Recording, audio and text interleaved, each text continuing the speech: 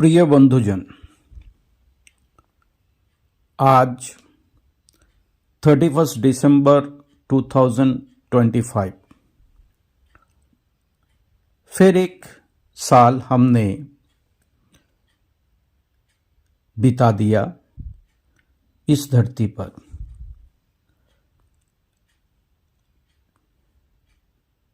प्रकृति ने मनुष्य को जितने आवश्यक था वो सब उदारता से प्रदान किया है।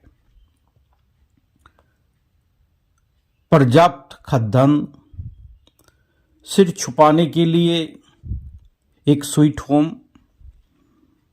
परिवार, स्वच्छ वायु, पानी, तारा से सज्जित आसमान, सूरज, चंद्रमा, सब कुछ जिससे वो अपना जरूरत को पूरा कर सके और एक सम्मान के साथ अपना जीवन गुजार सके।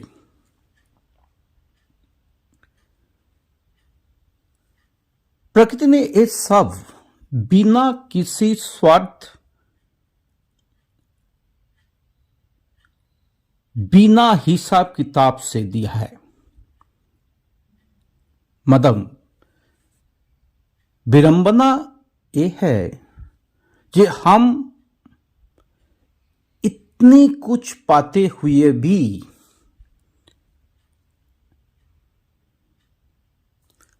हमारा लोभ, लालसा, तृषा शांत नहीं होते। फिर भी कोई नया जो हमें नहीं मिला उसके प्रति हमारा आकर्षण बढ़ने लगता है।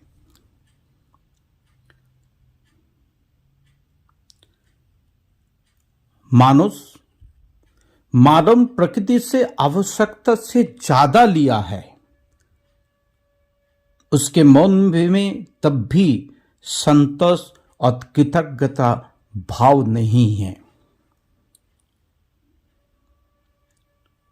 जो भी मिला है, क्यों मिला, कितना मिला, इसके आकलन करने का भी मानव के पास समय नहीं है, क्योंकि मानव अपने आसपास से मटेरियल चीजों को,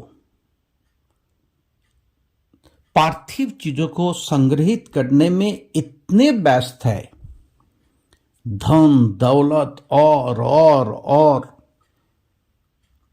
इस और के फेर में इतने ज्यादा व्यस्त हो गया, मनन चिंतन करने के उनके पास टाइम नहीं है।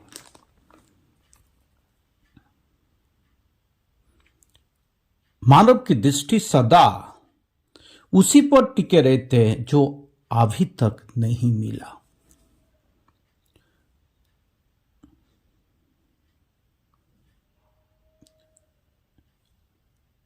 जो वस्तु सहजता से प्रकृति ने हमें दिया है, उसकी कीमत, उसके हमारा जीवन में, जीवन के विकास में, हमारा जीने में कितने महत्वपूर्ण रोल अदा कर रहे, इसके प्रति हम उतना सजग नहीं है। हम उस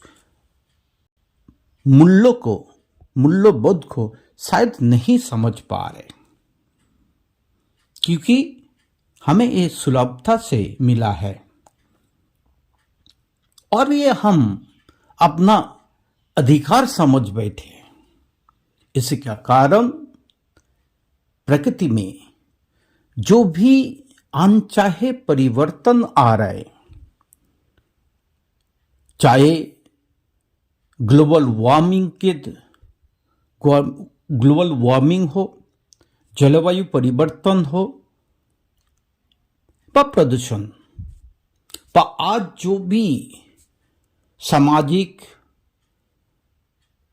आर्थिक समस्या है, संकट के रूप में हमारा सामने उभरते आ रहे, वैश्विक देश समाज वैश्विक स्तर पर वो समस्या और संकट मानव ने अपने इस लोभ लालसा असंतुष्टि के वजह से निर्माण किया है। हमें अपने मन में कृतज्ञता भाव नहीं है। कृतज्ञता का संस्कार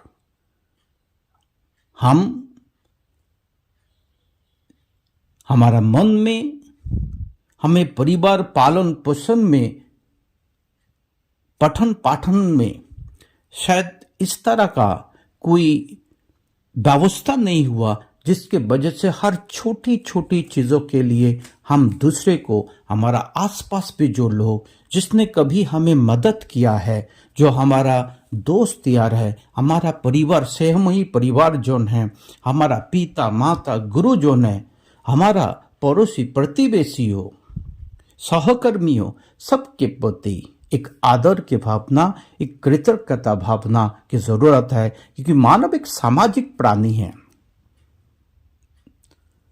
चाहे अनचाहे कितने सारे लोग हमारा घर में जो भी हमें सहकर्मी के रूप में असिस्ट करते, घरेलू काम में, ऑफिस दफ्तर में जो भी हमें असिस्ट करता है, एक छोटे से बड़े अधिकारी तक, सबके प्रति हमारा कृतज्ञता भाव होना चाहिए, क्योंकि हम वो सबके सहयोगिता, सपोर्ट, प्यार और ध्यान के बिना कोई काम करना असंभव है।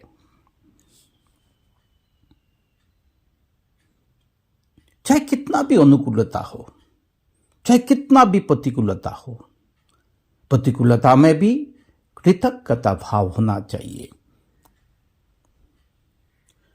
क्योंकि कृतज्ञ होना परिष्कृत आत्मा का एक संस्कार है।